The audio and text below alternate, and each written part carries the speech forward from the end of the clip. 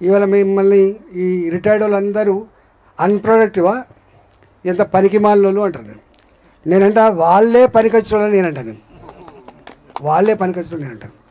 ఇవాళ మనిషికి ethics, values చెప్పగలిగేటోడు తాత మాత్రమే. ఇళ్ళల్లో గుర్తుపెట్టుకోండి.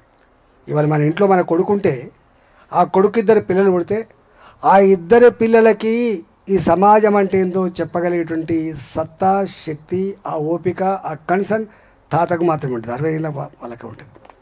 ఇవాళ వాళ్ళు లేరు. అందుకనే ఎందుకంటే మనకు 10 మంది పిల్లలున్నా ఎక్కడోడు అక్కడ ఈత నేర్చుకున్నాడు, ఎక్కడోడు అక్కడ చదువుకున్నాడు, ఎక్కడోడు అక్కడ బాగుపడ్డాడు. ఆనాడు మనిషిని సంపదగా భావించారు. 10 మంది పిల్లలున్న కుటుంబాన్ని ఆస్తిగా భావించింది ఆనాడు సమాజం. ఇవాళ ఇద్దరే పిల్లలు ఉన్నప్పటికీ కూడా భారంగా భావిస్తుంది సమాజం. ఎందుకు ఆలోచన చేసుకోవాలి. ఇవాళ ఆ ఇద్దరికి కూడా కొడుకుకు పెళ్లి చేస్తావో లేదో తెలియదు, కూతురు కూడా పెళ్లి చేస్తావో తెలియని పరిస్థితి వచ్చింది. ఏమైపోద్దో అన్న ఆందోళన ఉంటుంది.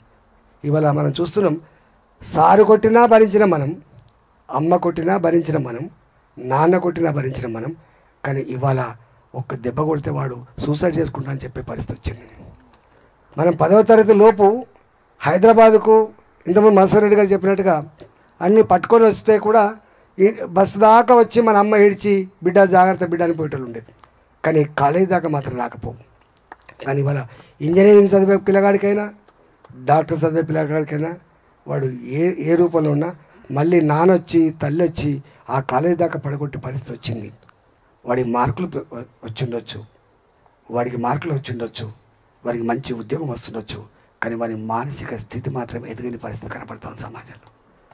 ఇవాళ అలాంటి వాటి మీద ప్రభుత్వాలు ఎందుకో దృష్టి సారిస్తలేవు.